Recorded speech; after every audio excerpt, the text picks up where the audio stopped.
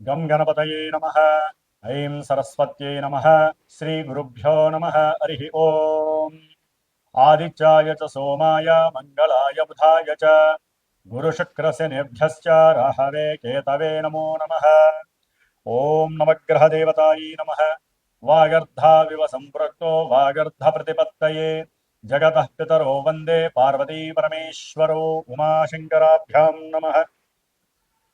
వీక్షిస్తున్నటువంటి ప్రేక్షకులందరికీ కూడా సూర్యనారాయణుడి యొక్క అనుగ్రహముతో ఆయురారోగ్యములు అష్టైశ్వర్యములు కలగాలని, అలాగే మనకి ఈ ఫిబ్రవరి మాసంలో 13వ తేదీ నుండి కూడా మార్చి 14వ తేదీ వరకు సూర్యుడు మకర రాశిలోంచి కుంభరాశిలోకి తన యొక్క సంచారాన్ని సంక్రమణం ద్వారా ప్రవేశించబోతున్నాడు.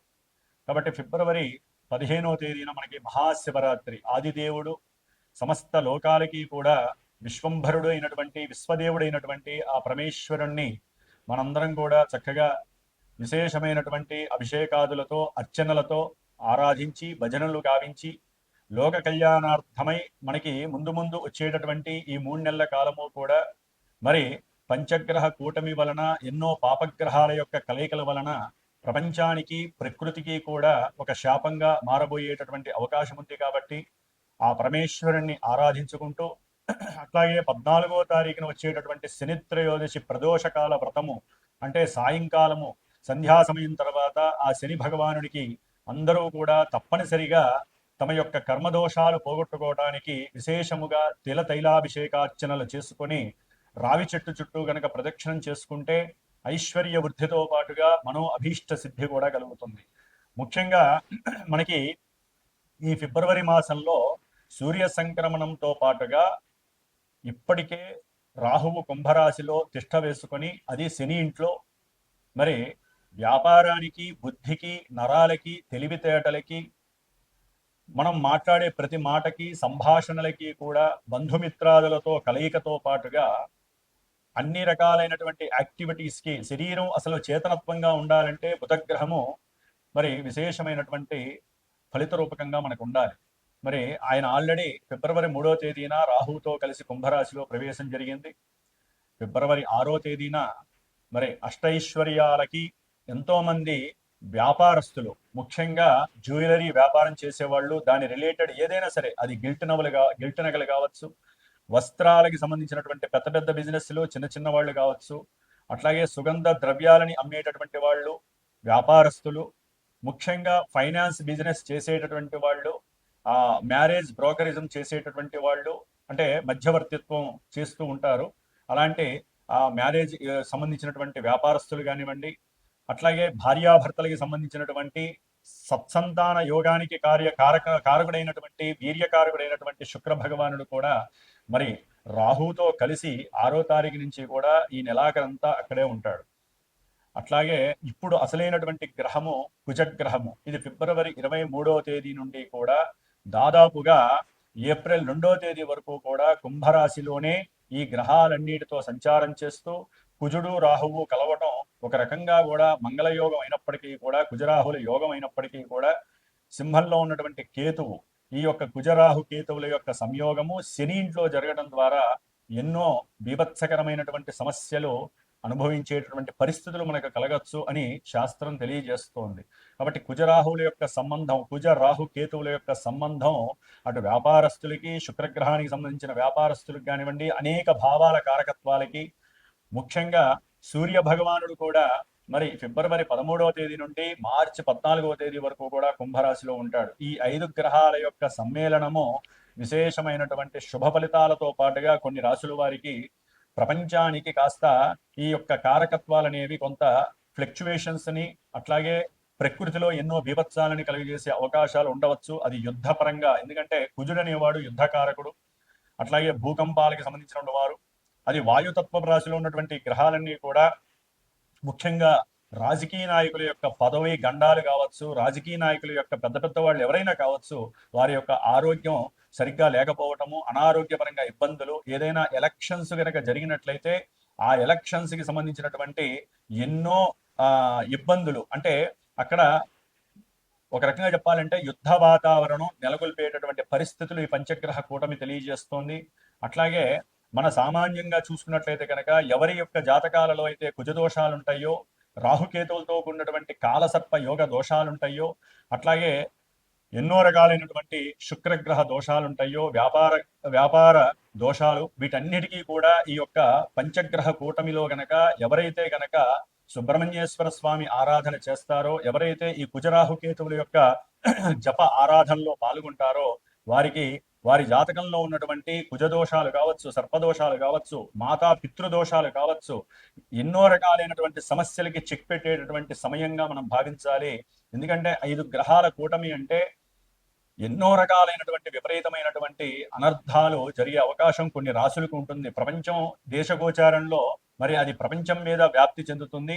కానీ మనకి ఎవరికి జాతకాలు వాళ్ళకు ఉంటాయి కాబట్టి రాశుల రీత్యా కావచ్చు, జన్మ జాతకంలో లగ్న రీత్యా కావచ్చు, జరుగుతున్నటువంటి దశ అంతర్దశలు, ముఖ్యంగా కుజ మహర్దశ గాని, రాహు మహర్దశ గాని, కేతు మహర్దశ గాని, శని మహర్దశ గాని, ఈ పాపగ్రహ మహర్దశలు జరుగుతున్నా, మరి రాహుతో కలిసినటువంటి ఈ సూర్యుడు, బుధుడు, శుక్రుడు యొక్క దశలు అంతర్దశలు జరుగుతున్నా, వీరి యొక్క దశల్లో వారి జాతకంలో ఎక్కడైనా సరే దోషాలు ఉన్నట్లయితే అవి కాస్త ఇబ్బంది పెట్టేటటువంటి పరిస్థితి ఈ యొక్క పంచగ్రహ కూటమి వలన కనపడుతోంది. కాబట్టి దాదాపుగా ఫిబ్రవరి అంటే మార్చి 1 నుంచి కూడా కుజుడు శతభిష నక్షత్రంలోకి వస్తాడు. అది ఇంకా బీభత్సకరమైనటువంటి సందర్భము. కాబట్టి ఫిబ్రవరి 23వ తేదీ నుండి కూడా దాదాపుగా మనకి 77 రోజులు, అంటే 70 రోజులు అనుకోండి, 70 రోజులు అంటే మే 10వ తారీఖు వరకు కూడా ఈ కుజ రాహు కేతువుల యొక్క శనిగ్రహ యొక్క ప్రభావం. ఎందుకంటే ఏప్రిల్ 2వ తేదీ నుండి కూడా మే 10వ తేదీ వరకు కుజుడు మీనరాశిలో శనితో కలిసి ఉంటాడు. ఇది మహా దోషప్రదమైనటువంటిది. కాబట్టి ఎన్నో రకాలైనటువంటి దోషాలను కలుగజేసేటటువంటి ఈ దోషాన్ని మనం హరింపజేసుకోవటానికి మా యొక్క శ్రీమాత జ్యోతిషాలయ పీఠం తరపున నేను 70 రోజులు ఈ యొక్క కుజగ్రహానికి, రాహుకేతువులకి, శనికి సంబంధించినటువంటి జపాన్ని ఆచరిస్తూ, ముఖ్యంగా ఈ యొక్క కేతుగణ దోషాలు మఖానక్షత్రంలోకి కేతు అనేటటువంటి వాడు ప్రవేశిస్తున్నాడు దాదాపుగా మనకి మార్చి 1 నుంచి. కాబట్టి ఇంకా దోషాలు ఎక్కువ అవకాశం ఉంటుంది. కాలసర్ప యోగ దోషం కూడా పడుతోంది. అంటే రాహుకేతువుల మధ్యలోనే గ్రహాలన్నీ కూడా సంస్థాపితమై దాదాపుగా మనకి కాలసర్ప యోగ దోషం అనేటటువంటిది ఉండే అవకాశం ఉంటుంది జూలై 1 వీక్ వరకు కూడా.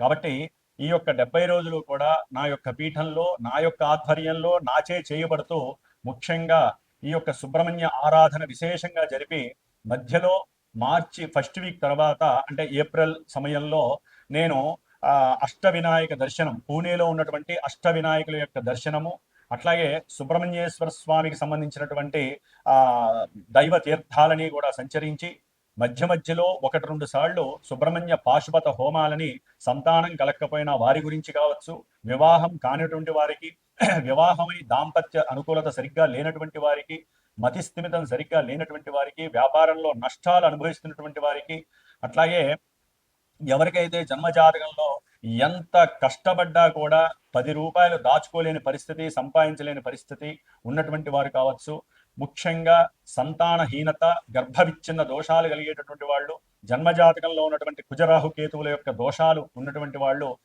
తప్పకుండా సంప్రదించండి.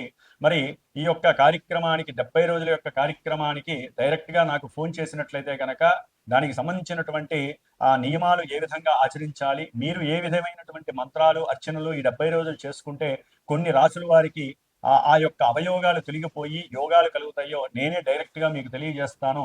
అట్లాగే జాతక పర్యవేక్షణ ద్వారా కూడా ఎన్నో విషయాలు మీరు తెలుసుకోవచ్చు. ముఖ్యంగా ద్వాదశ రాశుల్లో మేషాది రాశి నుంచి మీనరాశి పర్యంతం కూడా మనకి ఈ 12 రాశులలో ఈ యొక్క గ్రహస్థితుల యొక్క పంచగ్రహ కూటమి ప్రభావం ఏ విధంగా ఉంటుందో తెలుసుకునేటటువంటి విషయంలోకి వెళుతూ, ఓం తత్పురుషాయ విద్మహే మహాసేనాయ ధీమహి తన్నషణ్ముఖ ప్రచోదయాతు. శ్రీ వల్లీ దేవసేనా సమేత శ్రీ సుబ్రహ్మణ్యేశ్వర అనుగ్రహ సిద్ధిరస్తు. మీనరాశి వారికి ఈ యొక్క ఫిబ్రవరి మాసంలో 13వ తేదీ నుండి మార్చి 14వ తేదీ వరకు కూడా సూర్యగ్రహము అంటే షష్ఠాధిపతి అయినటువంటి సూర్యుడు ఇప్పటి వరకు బాగున్నప్పటికీ అనుకున్న కార్యాలలో కానీ ఆరోగ్యపరంగా కానీ ఉద్యోగాల వ్యవస్థలో కానీ ప్రమోషన్స్ లెవెల్స్లో కానీ అనుకూలంగా ఉన్నప్పటికీ ఇప్పుడు వీరికి ద్వాదశంలో ఉన్నటువంటి రాహుతో పాటుగా మీ 4 గ్రహాలు కలవటం అంటే పంచగ్రహ కూటమి. మీనరాశి వారు ఆల్రెడీ చాలా ఘోరమైనటువంటి పరిస్థితుల్ని ఏలినాడి శని ప్రభావంగా అనుభవిస్తూ, చతుర్థంలో ఉన్నటువంటి గురుడు కూడా వీరికి ప్రతికూలంగా ఉంటూ, గ్రహాలన్నీ కూడా ప్రతికూలమైనటువంటి పరిస్థితుల్ని కలుగజేస్తూ మీనరాశి వారికి ఎన్నో ఇబ్బందుల్ని, ముఖ్యంగా కుజగ్రహము చాలా యాక్టివేషన్ గా ఉంటూ ఈ నెల 23 నుంచి 12వ స్థానంలోకి వచ్చి ఆర్థికంగా కుంగదీసే పరిస్థితి, కుటుంబంలో విపరీతమైనటువంటి అలజడి, తినే తిండి విషయంలో కూడా వీరు జాగ్రత్తలు తీసుకోవాల్సిన పరిస్థితి. ప్రతి మాట వీరికి అణ్వాయుధమై అణ్వాస్త్రమై పతనాన్ని చూపిస్తోంది ఈ యొక్క మీనరాశికి. కుటుంబంలో మాట్లాడేటప్పుడు, అన్నదమ్ములతో మాట్లాడేటప్పుడు, తండ్రితో మాట్లాడేటప్పుడు చాలా జాగ్రత్తగా మాట్లాడాలి. ఉద్యోగ వ్యవస్థల్లో కూడా మీకంటూ ఉన్నటువంటి నైపుణ్య విలువలు తగ్గిపోయే పరిస్థితులు ఎదురవుతున్నాయి. ఉద్యోగాలు తొలగిపోయే పరిస్థితులు, ఉద్యోగంలోంచి మిమ్మల్ని గెటౌట్ అని తీసే వ్యవస్థలు కొంతమంది మీనరాశి వారికి కలుగుతున్నాయి. తండ్రి గారి యొక్క అనారోగ్యము మీకు ఆర్థిక ధనవ్యయంగా రూపాంతరత చెందుతోంది అని చెప్పచ్చు. 12వ స్థానంలో ఉన్నటువంటి బుధగ్రహము వలన విద్యార్థులకి విద్య యందు ఆసక్తి తగ్గటము, మార్కులు తక్కువగా రావటము, బుద్ధిహీనత, బుద్ధి మాంద్యము. శుక్రగ్రహము 12లో రాహుతో కలవడం ద్వారా వీరు ప్రయాణాదుల యందు కొన్ని ఆటంకాలతో పాటుగా కొన్ని ప్రమాదాలు కూడా వీరిని అస్తవ్యస్తానికి గురి చేసి వీరికి ఉన్నటువంటి నైపుణ్యత తొలగేటటువంటి పరిస్థితులు గోచరిస్తున్నాయి. ఆకస్మికంగా ప్రయాణాల వలన ఆర్థిక సమస్యలు, అవసరమైతే అప్పు చేయాల్సిన పరిస్థితి, ఆల్రెడీ అప్పులు ఉన్నట్లయితే అప్పులు వాళ్ళు మిమ్మల్ని బెగదీసే పరిస్థితి, మీకున్నటువంటి గృహాదులు ఆస్తులు అమ్ముకోవాల్సిన పరిస్థితి, ఆ అమ్ముకునేటప్పుడు మధ్యవర్తులు మిమ్మల్ని మోసం చేసేటటువంటి ప్రతికూల పరిస్థితులు కనిపిస్తున్నాయి. భార్యాభర్తల మధ్య విపరీతమైనటువంటి మాటల వలన అసలు అవసరం లేని మాటలన్నీ మీ కుటుంబంలోనే ఉంటాయి ఇప్పుడు. ఎందుకంటే విడిపోవటానికి ఈ గ్రహాలన్నీ సహకరిస్తున్నాయి. భార్యాభర్తల మధ్య అట్లాగే ఎవరైనా వ్యాపారంలో భాగస్వాములు కనుక ఉన్నట్లయితే వారి యొక్క బుద్ధిహీనత మీ యొక్క వ్యాపారాన్ని, మీ యొక్క కుటుంబాన్ని భంగం చేసేస్తోంది, విడదీసేస్తోంది. అవసరం లేనటువంటి అపవాదులు, అవమానాలు, కుటుంబంలో జరిగేటటువంటి ఎన్నో విపరీతమైనటువంటి పరిస్థితులు, ఆర్థిక ధన నష్టంతో పాటుగా మీ యొక్క దేహ అనారోగ్యాన్ని కూడా కలుగజేస్తోంది. ఎందుకంటే ఏలినాడి శని ప్రభావం, జన్మరాశిలో ఉన్నటువంటి శని భగవానుడు సొంత నక్షత్రంలో ఉండి లాభాలని ఇస్తున్నాడు అనుకునే లోపలే విపరీతమైనటువంటి అనార్థాలని కలుగజేస్తున్నాడు. పెట్టుబడులు దయచేసి పెట్టకండి, షేర్స్లు పెట్టకండి, ఏదైనా భూములు గృహాలు కొనకుండా జాగ్రత్త పడండి. ఎందుకంటే అవన్నీ కూడా కొంత నష్టాలని చవిచూసే పరిస్థితి కలుగుతున్నాయి. అవతల వాళ్ళు లాభపడతారు, మిమ్మల్ని నష్టపరిచే పరిస్థితులు కలుగుతాయి.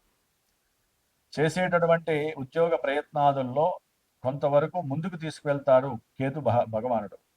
గణపతి ఆరాధన ద్వారా మాత్రమే కొంతవరకు ఉద్యోగ అవకాశాలకి దగ్గరగా వెళ్తారు. ఏదైనా శత్రువులు ఉన్నట్లయితే గనక మీరు చేసేటటువంటి గణపతి హోమమో, గణపతి ఆరాధనో మిమ్మల్ని మిగతా గ్రహాల నుంచి తప్పించి కొంత నిలబెట్టగలుగుతాడు. అది జరుగుతుందా లేదా అనేది చాలా కష్టము.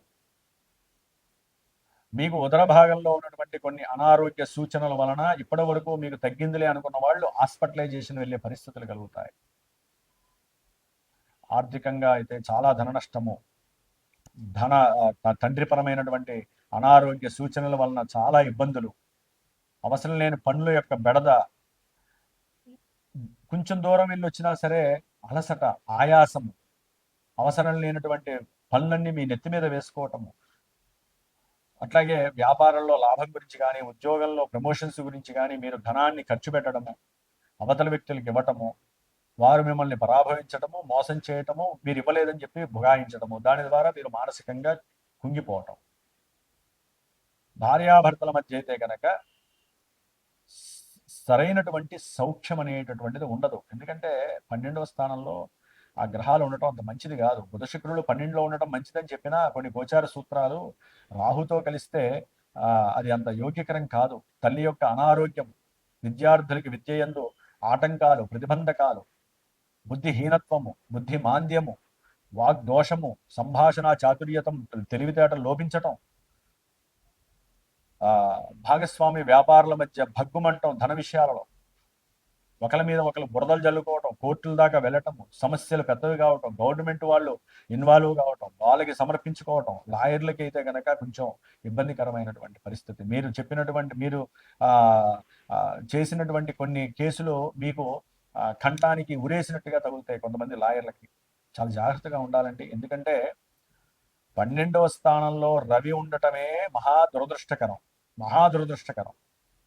ఆదిత్య హృదయాన్ని చదవండి, లేకపోతే చాలా కష్టం. ఉద్యోగరీత్యా మీ మీద లేనిపోని అభాండాలు, అనుమానాలు, అవమానాలు వేస్తారు. ధనపరమైనటువంటి కొన్ని అంటే గవర్నమెంట్ ఉద్యోగాల్లో కానీ, గవర్నమెంట్ ప్రభుత్వ పరమైనటువంటి అంటే లీడర్స్ ఉంటారు, వారికి కానీ కొంత గండాలని చెప్పుకోవాలండి.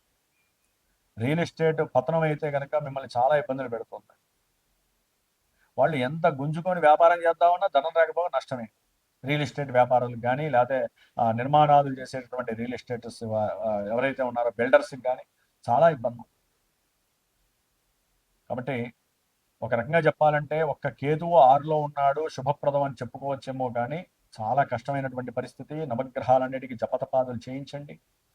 మీ యొక్క జన్మజాతకాన్ని ఒకసారి పర్యవేక్షించుకోండి. ఇవి చెప్పాం కదా అని చెప్పి భయపడాల్సిన అవసరం లేదు. జన్మజాతకంలో పాజిటివ్ వైబ్స్ ఉంటాయి, మిమ్మల్ని బయటపడేసేటటువంటి పరిస్థితులు ఉంటాయి. మరి అందరికీ అంటే చాలా మంది లేనిపోయిన సమస్యలకు గురవుతారు. కాబట్టి జన్మజాతకమే ముఖ్యము. జన్మజాతకంలో మీకు ఏదైనా అనుకూలమైన పరిస్థితులు ఉంటే వీటిల్లో కొన్ని మాత్రమే మిమ్మల్ని కట్టిపడేస్తాయి తప్ప మిగతావి రిలీజ్ చేస్తాయి. కాబట్టి వివాహ విషయంలో జాగ్రత్తలు వహించండి. ఎన్నో వివాహ విషయాల దగ్గరికి వచ్చి బంధువుల యొక్క ప్రతికూలత వలన, వాళ్ళు చెప్పే మాటల వలన మీకు వివాహ సంబంధాలు పక్కకి నెట్టివేయబడతాయి. అయ్యో నాయన, ఆల్రెడీ అయిపోయినాయి కదా, మొన్నే నిశ్చయతాంబూలాలు అయిపోయినాయి కదా, పెళ్లి దాకా అన్ని సెట్టింగ్ చేసుకున్నాము, పెళ్లిళ్ళు జరగకుండా ఆగిపోవటం. కొంతమంది భార్యాభర్తల మధ్య అనుమానాస్పదమైనటువంటి విభేదాలు పూర్వాన్ని అవుతారు, అన్ని బయటికి కూడా వస్తాయి. కాబట్టి కొంచెం జాగ్రత్తగా ఉండండి. తప్పకుండా ఈ మీనరాశి వారు శని నవగ్రహాలతో పాటుగా ముఖ్యంగా ఈ 70 రోజులు పీఠంలో చేసేటటువంటి సుబ్రహ్మణ్య స్వామి యొక్క సర్పసూక్త జపపారాయణ, కుజ శని రాహుకేతువుల యొక్క జపపారాయణ జపాలు, అట్లాగే ఈ 2 సార్లు ఈ యొక్క 70 రోజుల్లో నేను చేసేటటువంటి సుబ్రహ్మణ్య పాశుపత హోమంలో తప్పకుండా ఈ యొక్క 70 రోజుల యొక్క ప్రాసెస్లో మీరు కూడా భాగస్వాములు కండి. ఎన్నో సమస్యాత్మక విషయాలన్నీ కూడా ఈ కాలసర్పయోగ దోషం ద్వారా మీరు పోగొట్టుకోవచ్చు. లేకపోతే అవి మిమ్మల్ని బందీ చేసేస్తే సుబ్రహ్మణ్యేశ్వరుడు మాత్రమే మిమ్మల్ని సర్వదా రక్షించే పరిస్థితి కలుగుతుందని చెప్పుకోవచ్చు.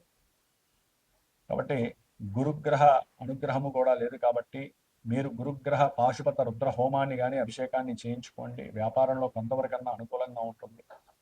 మీ ఆరోగ్యాన్ని కాపాడుకోండి. ఎక్కువగా హనుమాన్ చాలీసా పారాయణ సప్తాహం చేసుకోండి. అంటే ఒక 7 రోజులు నియమనిష్టలతో చేసుకోండి, లేదా 48 రోజులు హనుమంతుడికి పారాయణ చేసుకోండి. రోజుకి 108 సార్లు అయినా హనుమాన్ చాలీసా చదివేవాళ్ళు ఓపుకుంటే చేసుకోండి. ఇవన్నీ కూడా పక్కకి నెట్టేస్తాడు ఆయన. కాబట్టి ఏదేమైనప్పటికీ మనం ఎన్ని చేసినా సరైనటువంటి అవస్థలు మనకి కలగట్లేదు అనుకుంటే జన్మజాతకము అదే మనల్ని పూర్తిగా తెలియజేస్తుంది. అసలు మనం ఏంటి, మనకి ఏం జరుగుతోంది అసలు అనేది తెలియజేస్తుంది. కాబట్టి జన్మజాతకం అనేటటువంటిది మీరు తప్పకుండా తెలియచేసుకోండి. అసలు మీ జాతకం ఏంటో మీరు తెలియజేసుకోవటానికి మాలాంటి వాళ్ళకి ఫోన్లు చేసి గురువుల యొక్క ఆశీర్వచనం తీసుకోండి. వాళ్ళు ఇచ్చేటటువంటి నియమాలు పాటించండి. కొంతలో కొంత మన యొక్క స్వయం కృషితో పాటుగా గురువుల యొక్క ఆజ్ఞ, గురువుల యొక్క ఆశీర్వచనము మీకు శ్రీరామరక్షాన్ని గుర్తించండి. దైవాన్ని ఎక్కువగా నమ్మండి. జ్యోతిష్యాన్ని నమ్మడంతో పాటుగా, తెలుసుకోవడంతో పాటుగా పరిహారాలు ఆచరించాలి. లేకపోతే గ్రహాల యొక్క శాపం మనకి తగులుతుంది. గ్రహాలు మనల్ని కోరుకుంటేట మాకు శాంతి చేయండి, శాంతి చేయండి అని. అది ఒక్క మంత్రబలము, బ్రాహ్మణి చేసే తంత్రబలముతో మాత్రమే. మీరు సంపాదించుకున్న 10 రూపాయల్లో 1 రూపాయో 10 రూపాయో ఖర్చు పెడితేనే అక్కడ శాంతి కలుగుతుంది, కర్మదోష నివృత్తి జరుగుతుందని గుర్తుపెట్టుకోండి. ఇది బ్రాహ్మణుల కోసమో లేకపోతే గురువులు ఏదో చెప్తున్నారు కదా వాళ్ళ కోసమని దయచేసి ఎవరు అపార్థాలు చేసుకోవద్దు. అనాగరికులు ఎంతో మంది చేసుకుంటే చేసుకోవచ్చు, దానికి ప్రూఫ్స్ ఉండక్కర్లా. తినే తిండి వలన ఉన్నట్టుండి ఉత్సాహం రావచ్చు, పెట్రోల్ పోస్తే ఒక వెహికల్ నడవచ్చేమో. గ్రహాలు ఇచ్చేటటువంటి కొన్ని ఇబ్బందుల్ని మనం ఎట్లా చూడలేమో, గ్రహ కిరణాలు మనకి ఎట్లయితే కనపడవో అవి ఇచ్చేటటువంటి యొక్క యోగాలని అవయోగాలని అనుభవించడం మనం చూస్తూనే ఉంటాం. కాబట్టి అనాగరికంగా మాట్లాడటం మానేయాలి. అలా మాట్లాడే వాళ్ళ జోలికి మనం వెళ్ళటం అనవసరం. మన దైవాన్ని మనం నమ్ముకుందాము, మన యొక్క విచక్షణ జ్ఞానంతో మనం పూజిద్దాము. ఓకే, డబ్బు లేకపోతే విడిగా ప్రదక్షిణాలు చేయండి, విడిగా చక్కగా పూజలు చేసుకోండి, మీ యొక్క ఆత్మానందం మీరు పొందండి. కాబట్టి డబ్బు ఎంత సంపాదించటం వలన ఎంత సౌఖ్యం అనుభవిస్తున్నామో, డబ్బు ఖర్చు పెట్టడం ద్వారా పూజలకి హోమాలకి అదే కర్మ మళ్ళీ మనల్ని రక్షిస్తుందని మాత్రము అది కూడా నిజమని నమ్మండి. జ్యోతిష్యాన్ని నమ్మండి, పరిహారాలు ఆచరించండి. మా పీఠం ద్వారా జరిగేటటువంటి ఇలాంటి విశేషమైనటువంటి కార్యక్రమాలలో ఎవరైతే పాల్గొంటారో, ఎవరైతే వారి యొక్క ఉజ్వలమైనటువంటి భవిష్యత్తు కోసం పరితపిస్తారో, నా సాయశక్తులు వారికి నేను నా యొక్క ప్రోద్బలాన్ని, నా యొక్క మంత్రబలాన్ని, నా యొక్క ఆశీర్వచనాన్ని వారికి అందజేస్తాను. ఓం శ్రీమాత్రే నమః.